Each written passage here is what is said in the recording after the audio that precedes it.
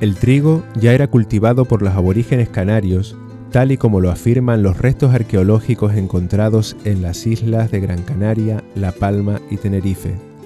El trigo ha jugado un papel fundamental en el mantenimiento de los principales agrosistemas en los que se ha combinado de forma equilibrada el cereal, las leguminosas y el ganado.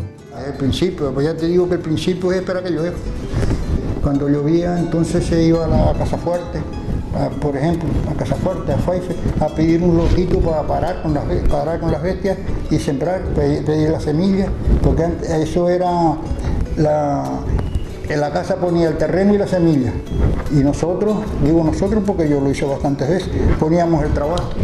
Íbamos, a lo mejor le pedíamos a don Guillermo, fíjate si hay años ya, por molino para arriba. Cada uno tenía su lotito para sembrar. Y sembramos también aquí por Barranco Seco, por Carrasco para arriba también, por encima del molino, también.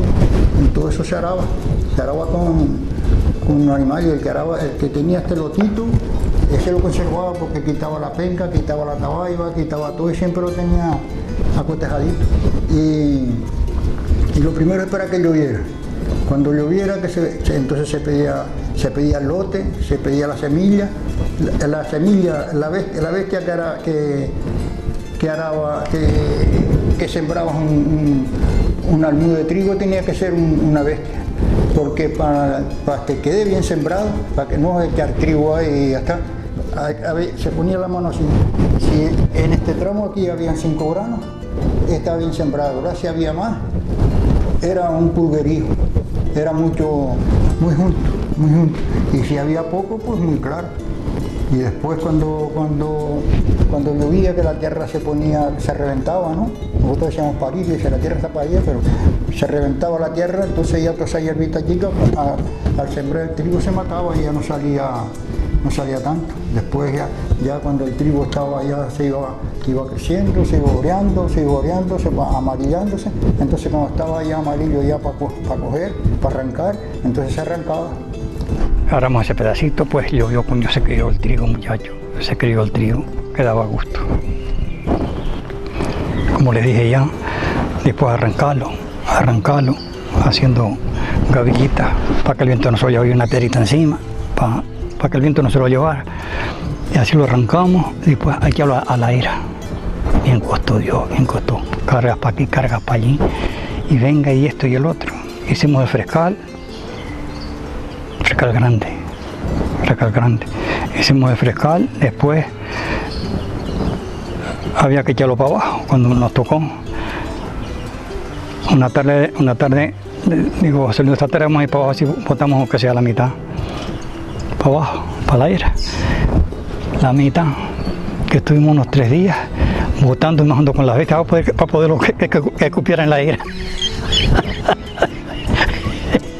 Y pues a suponer en las clases de trigo, hay varias clases, 4 o 5 clases que yo conozca.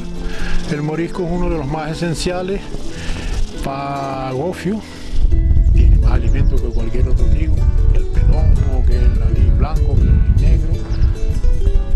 Para sacar aceite también es más esencial, porque el otro se saca muy poco. Para hacer pan también, porque el pan pesa más. La harina de trigo morisco pesa más que de cualquier otro trigo.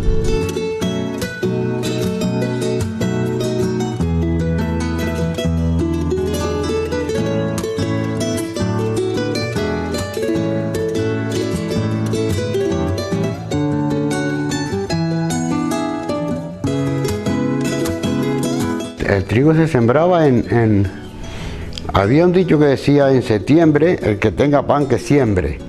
Y sin embargo había otro que decía en septiembre no quiero agua ni en las tallas, porque llueve en septiembre, noviembre seco y diciembre seco. Y enero, como entra, sale. Entonces siempre era bueno que se sembrara en noviembre y diciembre, y hasta enero se puede sembrar y hasta febrero. Pero el mejor trigo que sale es el de noviembre y diciembre. No sé por qué, está más tiempo, el trigo tarda mucho, nace y está mucho tiempo metiéndose metiendo la raíz abajo, ¿no? Y muy roñentito, de ahí la palabra que dice, cuando llega marzo, con lo que tengo me alzo, dice, ¿no? O sea, que era cuando en marzo ya está chiquitito, bota la espiga, crece, se seca y hace todo ahí. Y más que todo lo hace donde hay mucho fondo de tierra, que tenga aunque sea 1 metro, 1,5 metros de tierra, crece mucho. Pero donde no tiene sino medio metro de tierra, el trigo no crece sino 40 centímetros. O sea, que el trigo baja mucho en la tierra. Mi padre murió en el 1954. Mi hermano estaba en el cuartel, Rafael, y mi hermano Eloy, que se había casado en Tijo Cuarto. Y el hombre de la casa era yo. Y mi madre y mis 3 hermanas. Y Juan, que era pequeñito. Entonces, el don Diego Siberio, que eso era como una familia más para la casa. Mi madre le decía, Diego, siémbrame el triguito a ver si él lo va rajuñando ahí como pueda. Tenía 2 bestias, con 11 años. Hice una cementera como siempre.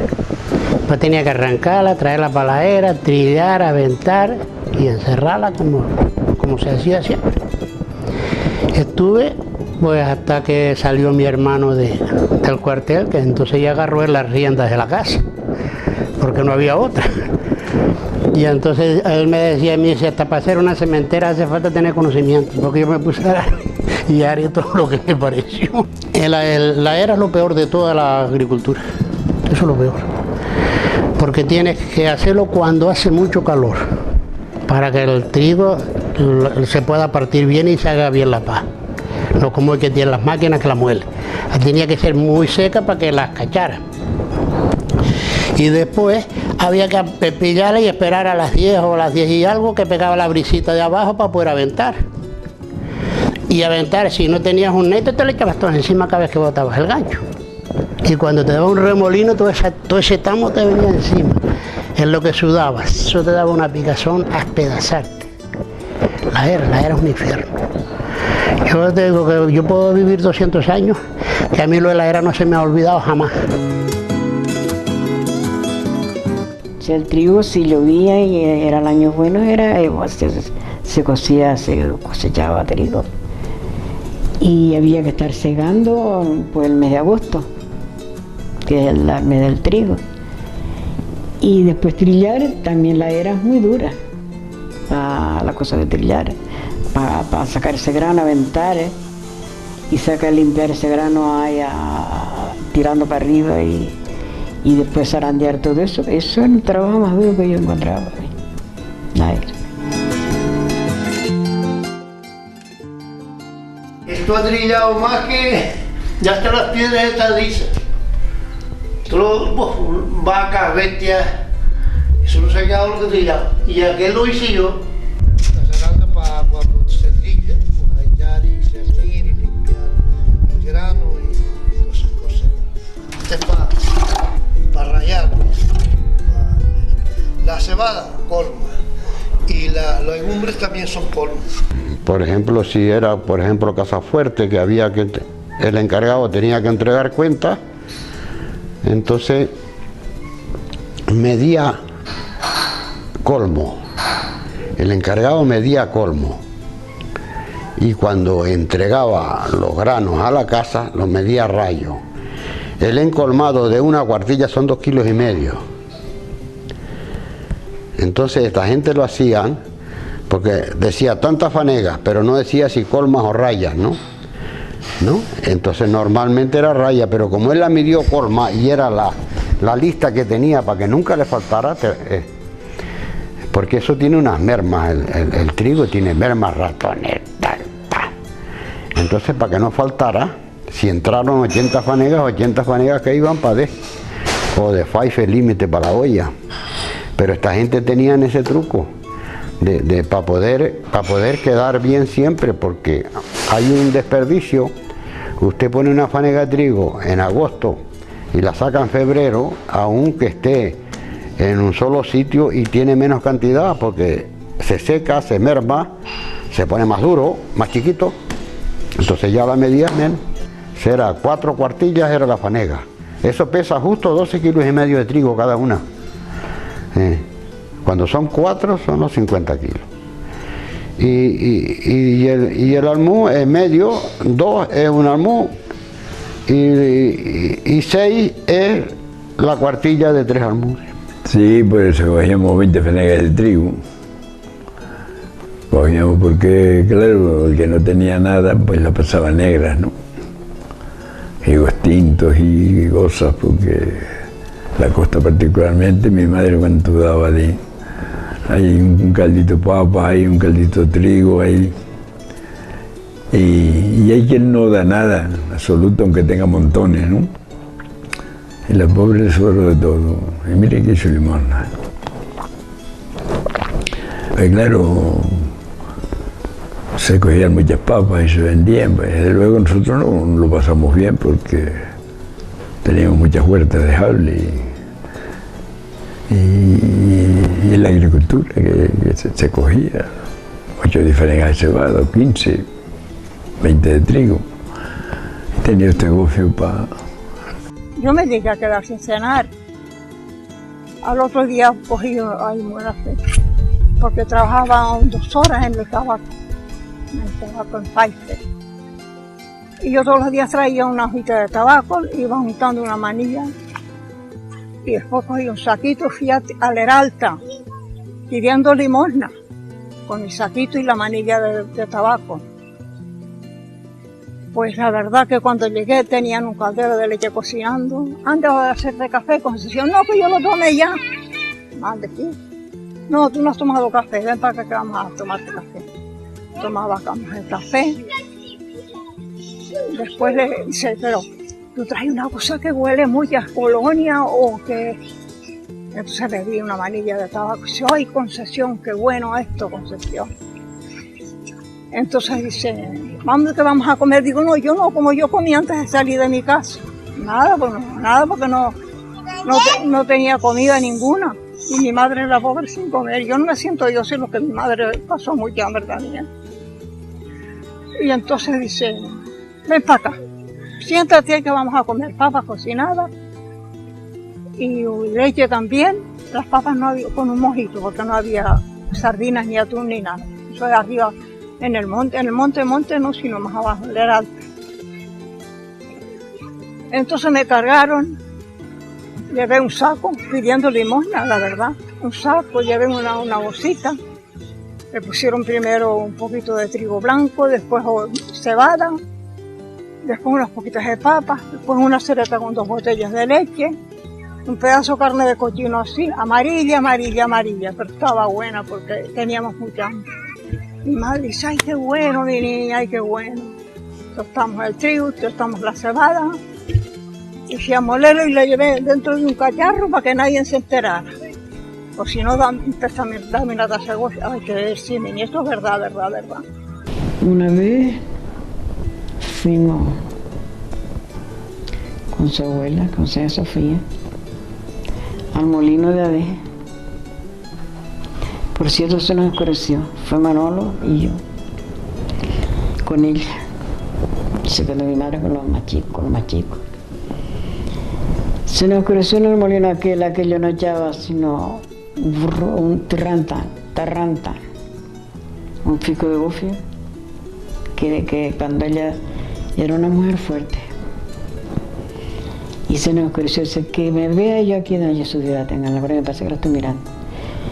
Que me vea yo aquí hasta estas horas con un fijo de gofio y cogió el bolso y le dio contra el suelo, menos mal que con aquella cosa que le dio a ella le pusieron el taliguito de ella, no molieron el fijito de gofio para salir carrasco, y pudo encontrar ella una tabletita de chocolate porque estaba salado, que vino un chocolate salado que se había caído en el mar, no sé qué. Aquello lo comimos para llegar a Benítez encendiendo pencas secas para poder subir por carrasco, los 3. Dios, yo recuerdo estas cosas porque la verdad que las pasé. Y aquí ha transcurrido mi vida al lado del molino, de los granos, de las bonanzas y de las no bonanzas, cuando había vicisitudes. El molino siempre fue la tecla de escape. Me acuerdo que la gente con sus saquitos de tela traían para moler y a lo mejor a la 1 del día se rompía la correa, que es lo que movía el motor para mover la piedra. Y la gente, ay Rafael, que no me moliste y no tengo para comer, Rafael. Y esa era la vida del molino, o personas que Rafael, mi suegro, sabía que en su casa estábamos pasando bastantes vicisitudes, pues cuando tenía varios sacos de gofio hechos, le quitaba una cucharadita a cada uno y se lo ponía en la bolsita a esa señora para que pudiera comer ella y sus hijos. Así que el molino fue un recurso muy grande aquí en Nadez, muy grande. Y sembrar aquí en Nadez el millo en las huertas. Y ya eso era otra cosa, y las papas y todo eso se sembraba. Y calabazas y guangos para hacer potaje. Pero sobre todo el millo en las huertas, pero eso ya era de riego. Eso era sembrabas las papas y cuando las sacabas sembrabas el millo por revés. Y después cuando cogías las papas te quedaba el millo por... jalabas la tierra para acá, te quedaba el millo por derecho. Y ya el millo así ya, y cogías las papas y ya el millo seguía creciendo. Después el millo había que faginarlo en las azoteas por la tarde, por la noche, a faginar, a desgranarlo, había que desgranarlo, tostarlo y llevarlo al molino. Dos molinos, sí, los dos molinos de agua. El de arriba funcionaba nada más que con el agua de pie. El agua de pie porque venía sola, no había estanque por arriba, sino venía del barranco y molía toda la noche y todo el día, porque claro, tiene una rueda grandísima, tan alta como esta, con unos receptores de trozo en trozo, y al caer pues se llenaban, pues daba vuelta, y una rueda grandísima hacía moría una barbaridad. Eso era mi abuelito, los padres de mi madre, de mi padre. Los de mi madre no, los de mi padre. Y tenía el molino abajo, tenía el molino arriba. Y después mi tío Ricardo estuvo en el ayuntamiento de alcalde. Tío Ricardo sabía 7 idiomas. Era gente que estaban bien. Y mis tías se educaron. Tía Severina, tía Eustacia y tía Sista se educaron. Y eran muy educadas, de verdad que eran muy educadas. A mi abuelita, que yo iba, y yo era pequeña y me decía, porque ya no había mucho, pero moría el gofio. Y me tocaba, a ver qué tamaño tenía. Mi abuelita Antonia me tocaba. Esta era mi Pepe y me tocaba toquecitos. Sí, mi abuelita. Todo eso recuerdo yo, pero era una niñita. Casi todas las casas tenían molino. Pero aquí en el Alto Lomo, allí acá de Tío Manuel, había uno que eso no paraba de noche. Eso estaba fijo porque era como tan livianito y tan bueno. La gente más livianito, casi todas las mujeres son las más que molían, ¿no? Pues entonces todo el mundo iba ahí si podía, pero era raro la casa que no tuviera uno, ¿no? Un molino, ¿no? Para la comida diaria. Hacía uno que hacía el rolón para hacer frangollo, ¿no? Eso lo hacían más gruesito. Y el otro, pues lo molían para gofio. Pero mucho, una cesta de pan, mire, 60 libras de pan a la cabeza, a la veredera. Toda la veredera que me la andaba vendiendo pan. Tijuco arriba, y Cerce, Lomo al Trigo, Teresme. Después va a la Concesión, a la Villa Grande, a los cristianos. Todo eso me lo andaba con 60 libras de pan a la cabeza vendiéndolas. Vendiendo que mi gente amasaba. Y yo vendía el pan, y yo la que vendía el pan era yo a la cabeza. Se había ido Carmen para Santa Cruz, que hacía pan. Damiana hacía pan, pero de vez en cuando, no siempre. Entonces le dice doña Gregoria a doña Juana, ¿y por qué usted no se pone y yo le regalo el primer saquito de harina, se lo regalo yo, y se pone y hace un panito en taucho? Entonces fue mi madre y llevó su saquito de harina y lo llevó, pero no tenía horno. Entonces tenía que pedir el horno a una señora que le decían tía Ernestina, a la familia, que se habían venido todos para Los Olivos a trabajar. Entonces dice, sí, de arriba está, lo pueden coger cuando quieran. Entonces mi padre pues empezó porque fue panadero en Venezuela. Mi padre fue panadero en Venezuela. Entonces pues empezaron a hacer su pan. Y pues se levantaba mi padre a las 5 de la mañana y cogía y hacía la levadura. Entonces ya después, cuando ya estaba la levadura, pues empezaba a hacer el pan, lo hacía y después lo llevábamos allá arriba a la cruz que le dice, a ponerlo en el horno, en tablero. Y luego pues ya allí venían los que sabían que ya cuando veían el humito del horno, sabían que mi madre estaba amasando. Entonces venían y allí mismo, más de la mitad lo vendía ahí mismo. ¿En el mismo horno? En el mismo horno. Entonces luego, pues, si le quedaba, a veces iba hasta Tijoco arriba a vender el que le quedaba y así siempre lo sigo haciendo. Hasta los años 70 y pico se trillaba aquí casi toda la acera. Ya a los 70 y pico ya se fue acabando todo.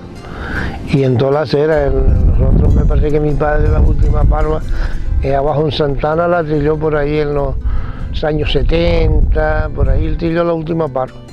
Y aquí en el Empeño también, y en Aponte, y en el Pilotarro también, que yo fui con el G a buscarle la cosa, el G, en el Pilotarro también. Allí no tenía sembrado sino lentejas.